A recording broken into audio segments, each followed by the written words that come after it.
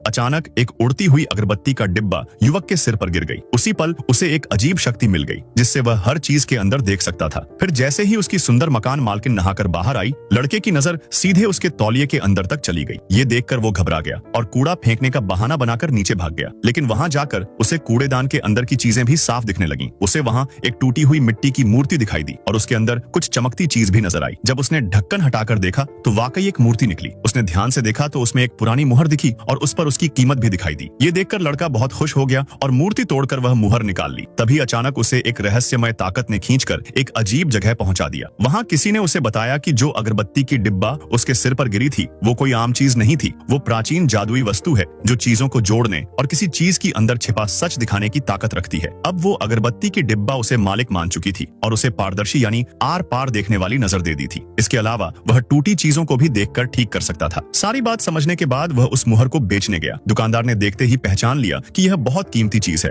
और उसे सीधा 18 लाख रुपए दे दी। लड़का एक ही रात में अमीर बन गया। बाद में जब मकान मालकिन सफाई कर रही थी तो उसे एक टूटा हुआ जेड लॉकेट मिला। मालकिन ने बताया कि यह उसके दादाजी ने दिया था, लेकिन लड़के को उसकी असली कीमत दिख रही थी, 1 लाख रुपए। ये सुनकर मकान मालकिन हैरान रह गई और बोली, चलो इसे बेच देते हैं और आधा आधा पैसा बांट लेते हैं। फिर लड़के ने अपनी ताकत से लॉकेट को ठीक कर दिया और अब उसकी कीमत 2 लाख हो गई। लेकिन जब वो दुकान पर जाकर उसे बेचने लगा तो दुकानदार ने चोरी से असली लॉकेट की जगह नकली रख दिया और बोला, ये तो बस 20 रुपए का है। लेकिन लड़के ने फौरन पहचान लिया कि यह नकली है और ये उसका नहीं है। उसे गुस्सा आया और उसने दुकानदार को डांटा। तभी वहां एक आदमी आया जो सब जानता था। उसने बताया कि ये दुकानदार नकली चीजें बेचती हैं। फिर लड़के ने बाकी सामान भी देखा तो सब नकली निकला।